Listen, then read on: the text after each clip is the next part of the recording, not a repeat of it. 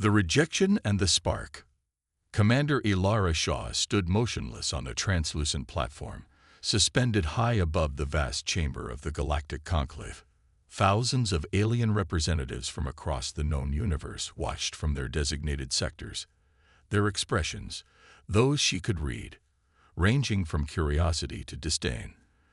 The 7 High Arbiters, ancient beings with skin like polished obsidian and eyes that held the wisdom of millennia, looked down upon her from their elevated days.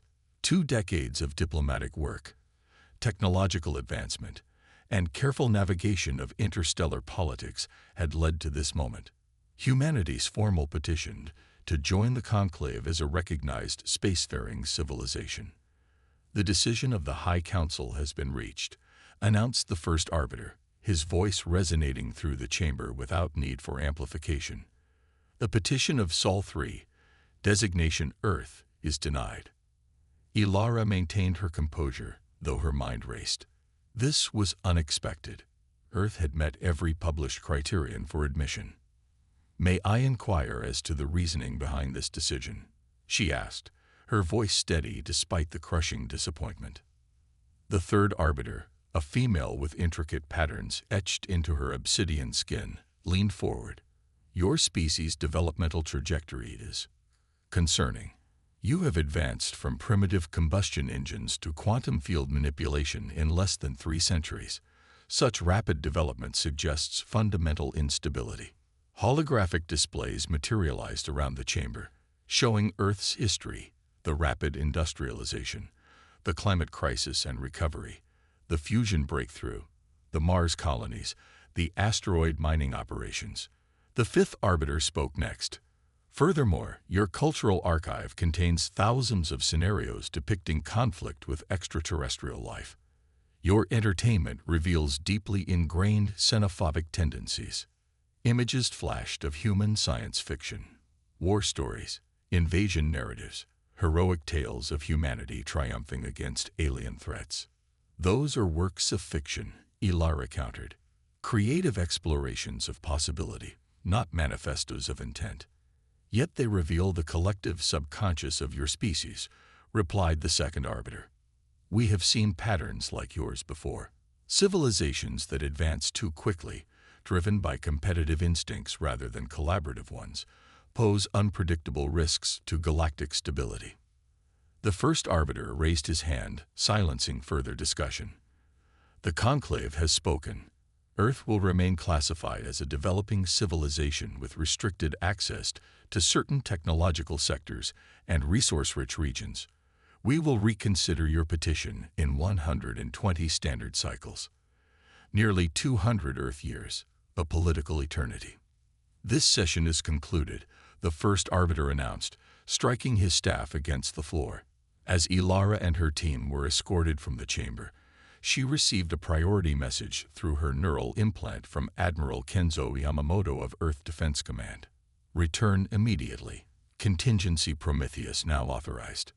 3 months later, deep beneath the Mariana Trench in the secure facility known as Deepwater 1, Ilara presented the findings of her analysis team to the assembled leadership of Earth's unified government. "The rejection wasn't about our published qualifications," she explained, projecting data across the crystalline walls of the underwater conference room.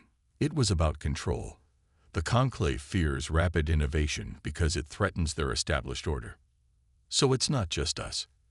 asked Chancellor Sophia Mbeki, her holographic avatar shimmering slightly due to the quantum encryption.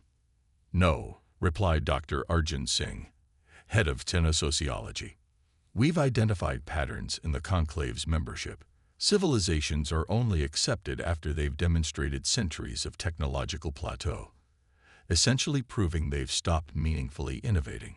Admiral Yamamoto's weathered face hardened. "They want predictable, stagnant members, not potential competitors." "Exactly," Ilara confirmed. "And our intelligence suggests Earth isn't alone. We've identified at least 23 other spacefaring civilizations who've been similarly rejected in the past millennium." The room fell silent as the implications sank in. "Operation Prometheus," Ilara continued, bringing up new schematics. We've been developing it as a contingency since our first contact with the Conclave revealed their rigid hierarchy. Now, I believe it's our only path forward. The plan was audacious.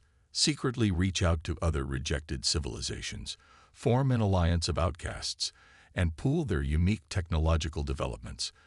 Advancements the Conclave had deliberately kept separated to prevent any potential challenge to their authority. The financial and resource requirements will be enormous, noted Director Zhang of the Global Economic Council, and the secrecy requirements even more daunting. The Conclave has observers throughout our system.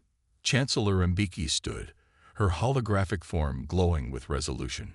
If joining their table on their terms means accepting stagnation, perhaps it's time humanity built its own table. She looked around the room. Operation Prometheus is approved. Full funding, highest secrecy classification. The Artemis was Earth's first true stealth vessel, incorporating metamaterials that absorbed rather than reflected sensor pulses, as Captain Maya Okafor guided it through the diffuse gases of the Horsehead Nebula. She reflected on how quickly humanity had adapted since the Conclave's rejection 18 months ago. Approaching coordinates, reported Lieutenant Commander Ferris. No sign of the Scyllaean vessel. They're here, Maya replied confidently. Their phasing technology is just better than our detection systems. As if responding to her words, space rippled before them, revealing a ship composed of crystalline structures that seemed to exist partially in another dimension. The Scyllaeans, one of the first rejected species to respond to Earth's secret quantum communications. They're hailing us, reported Communications Officer Chen. Video and audio. The view screen activated, showing a being with translucent blue skin and eyes that reflected light like cut diamonds. Greetings, Earth vessel. I am Grand Harmonist Vexillera of the Scyllaean Concordat. Your quantum message was unexpected. Maya stepped forward. Captain Maya Okafor of Earth Defense Force. Thank you for agreeing to this meeting, Grand Harmonist. Your proposal intrigued us, replied Vexillera, the being's form shifting slightly as if composed of living crystal. The Conclave rejected our civilization 380 cycles ago. We had accepted our isolation as inevitable. The Conclave maintains its power by keeping advanced civilizations separated and stagnant, Maya explained. We're proposing to change that paradigm. Vexillera's crystalline form shimmered with what might have been interest. Your quantum entanglement communicator. Our scientists analyzed the principles you shared. It's remarkable. Different from anything we've developed. That's precisely our point, Maya said. Each rejected civilization has developed unique approaches to science and technology. The Conclave fears what might happen if those approaches were combined. You're suggesting more than trading technologies, Vexillera observed. You're proposing an alliance. We're proposing the first step toward a new interstellar order, Maya confirmed. One based on mutual advancement rather than controlled stagnation. Vexillera was silent for a long moment. Finally, the crystalline being spoke again. The Scyllaean Concordat has long memory, Captain. We remember how the Conclave used our phase shift technology, then deemed us potentially destabilizing when we developed applications they hadn't anticipated. Maya nodded. Earth was rejected because we developed technology too quickly and unpredictably. They call it dangerous. We call it innovation. What guarantees do we have that humans won't simply use our technologies to dominate as the Conclave does?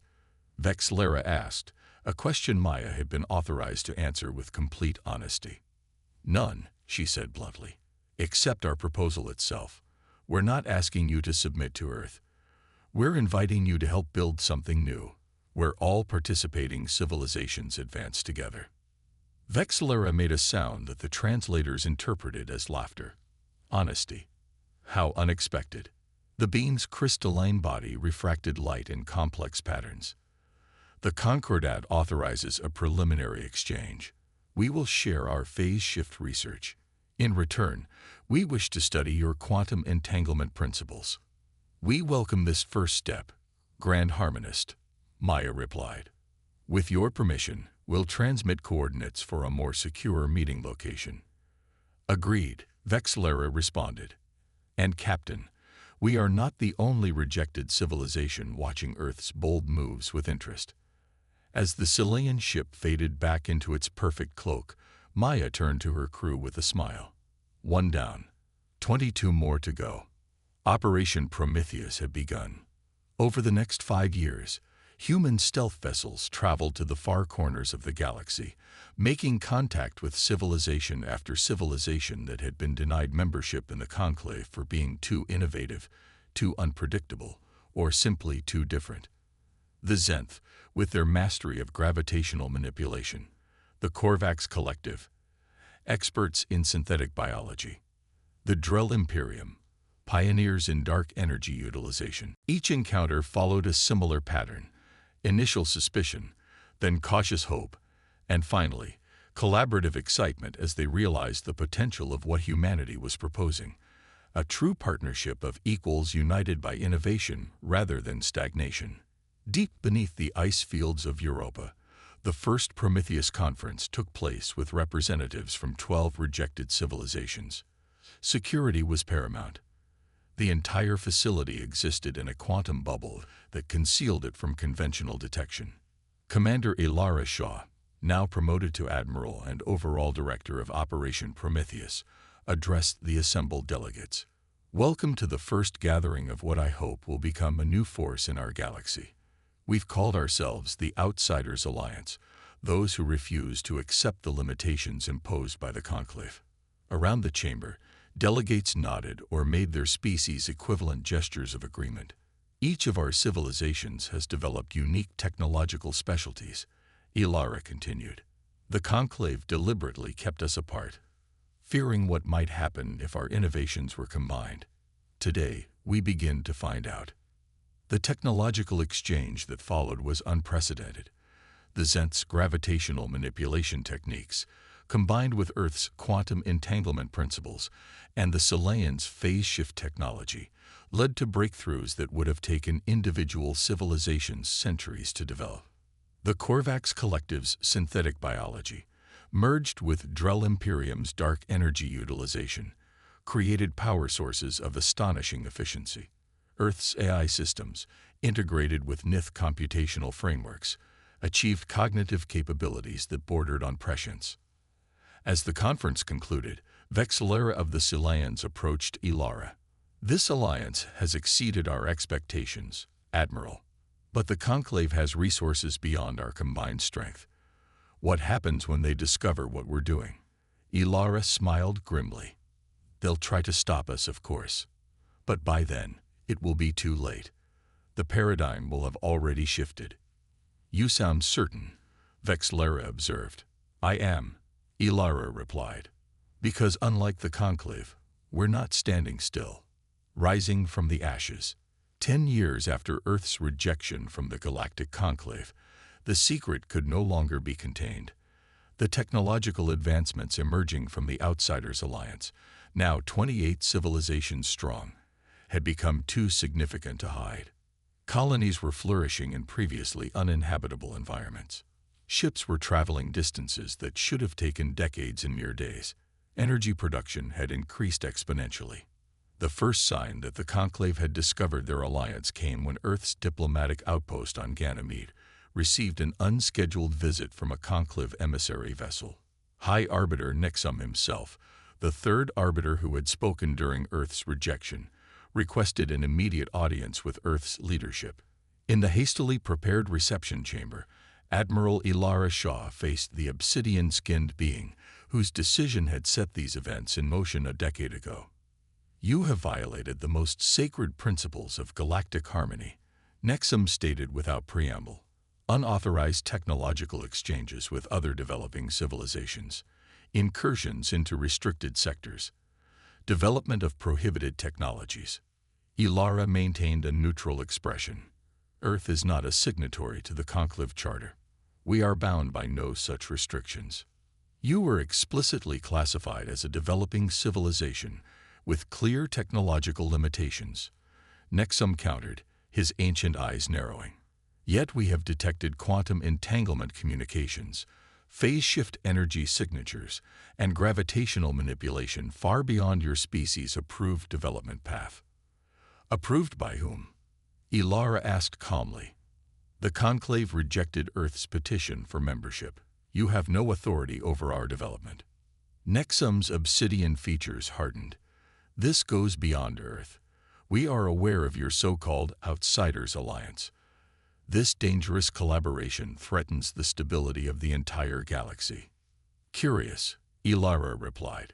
How does innovation threaten stability unless that stability is built on stagnation? The High Arbiter rose to his full height, his voice resonating with authority that had cowed countless civilizations before. The Conclave hereby demands the immediate cessation of all unauthorized technological development. Your alliance will disband. All prohibited technologies will be surrendered to Conclave oversight. Compliance is not optional. Ilara smiled thinly. I'm afraid Earth must respectfully decline those demands, High Arbiter. You misunderstand, Nexum said coldly. This is not a negotiation. The enforcement fleet has already been dispatched. You have 30 of your days to prepare for compliance inspection.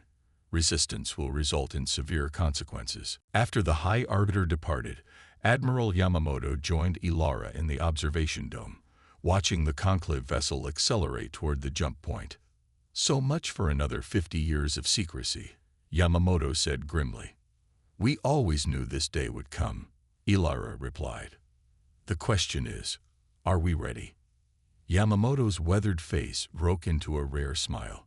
Oh, I think we might have a few surprises for them. The enforcement fleet arrived precisely on schedule. 50 Conclave battlecruisers, each nearly 5 kilometers long, emerging from jump points throughout the Sol system. Their design hadn't changed in millennia, a testament to the Conclave's philosophy of perfection through stability. What they found waiting for them, however, was not what they expected. The Sol system appeared abandoned. No response came from Earth's communication arrays. The colonies on Mars, Venus, and the moons of Jupiter were deserted.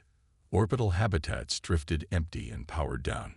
In orbit around Earth, the Conclave flagship established a secure communication with the High Council. The system appears evacuated, Exalted Ones, reported Fleet Commander Tezen. Preliminary scans detect no significant technological presence. It seems the humans have fled rather than face enforcement. The first Arbiter's expression was skeptical. A species as prideful as humanity, abandoning their homeworld without resistance. Conduct more thorough scans. For 3 days, the enforcement fleet methodically surveyed the Sol system, finding nothing but automated systems and empty habitations. On the 4th day, as they prepared to declare the operation complete, sensors detected an anomaly near Saturn. Spatial distortion detected, reported the flagship's sensor officer. Pattern unknown. Before Commander Tezen could issue orders, space itself seemed to fold around them. Hundreds of ships materialized simultaneously throughout the system. Vessels of designs the Conclave had never encountered, representing all 28 civilizations of the Outsiders Alliance. At the center of the Earth contingent was the UES Prometheus, a vessel that seemed to phase between dimensions, commanded by Admiral Ilara Shaw herself. Conclave Enforcement Fleet, she broadcast on all frequencies.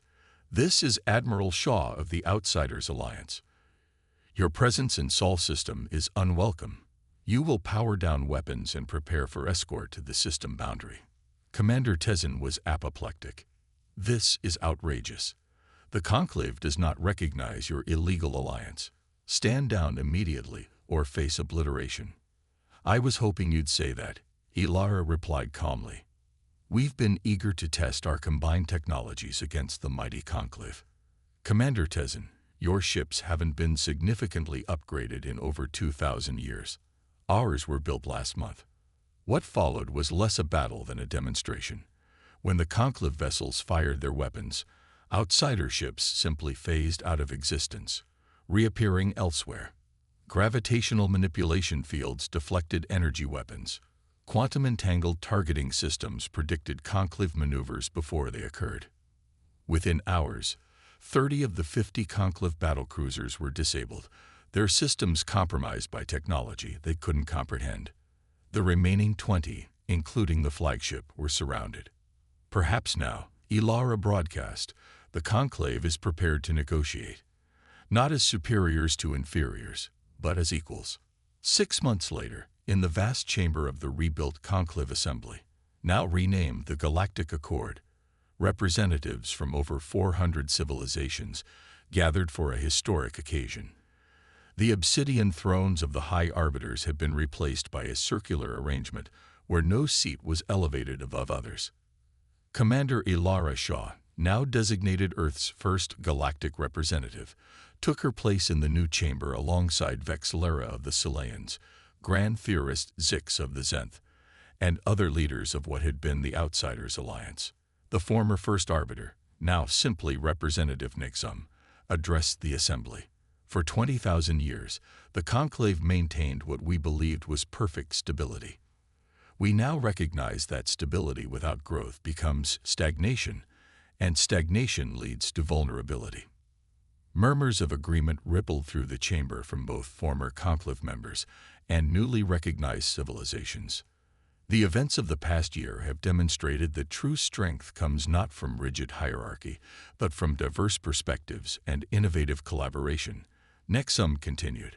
The new Galactic Accord will be founded on these principles. As the Assembly proceeded to establish the new frameworks that would govern interstellar relations, Ilara found herself reflecting on the journey that had brought them here. From rejection to revolution in just a decade. Quite a change from your last visit to this chamber, commented Vexlera, whose crystalline form shimmered beside her. The irony isn't lost on me, Ilara replied with a smile. They rejected us because they feared what we might become. In doing so, they created exactly what they feared most. A classic example of a self-fulfilling prophecy, agreed Grand Theorist Zix, his gravitational field rippling with amusement. By trying to contain evolutionary potential, they accelerated it. As the session concluded, representatives from hundreds of worlds, former Conclave members and outsiders alike, mingled freely, exchanging ideas without restriction for the first time in millennia. The chamber hummed with an energy that had been absent under the old regime. Nixum approached Ilara as the crowd dispersed. Representative Shaw, a moment, if you would. Ilara nodded to her colleagues and turned to face the former High Arbiter. Representative Nixum. I find myself curious, the ancient being said. When the Conclave rejected Earth's petition, did you already have contingency plans in place? Or was Operation Prometheus truly a response to our decision? Ilara smiled enigmatically. Let's just say humanity has a long history of thriving when underestimated. Perhaps if you had accepted our petition, we would have been content to play by your rules. Rejection forced us to write our own. Nixum's obsidian features showed a hint of what might have been respect. A lesson the Conclave learned too late. The question now is, what will humanity do with the influence it has gained? Will you become what you opposed? That, Ilara replied, is why we insisted on dismantling the hierarchical structure entirely. No new thrones, no new masters, just equals working toward mutual advancement. She gestured around the chamber. We didn't build a throne for ourselves, Representative Nixum. We removed all thrones. As she walked away, Ilara's neural implant chimed with a priority message from Earth. The first prototype of the dimensional gateway was ready for testing. A collaboration between human quantum physicists, Silayan phase shift experts, and Zenth gravitational theorists that would potentially open travel to other galaxies. Denied a seat at their table, humanity hadn't just built its own. It had transformed the very concept of what was possible. And this, Ilara knew, was only the beginning.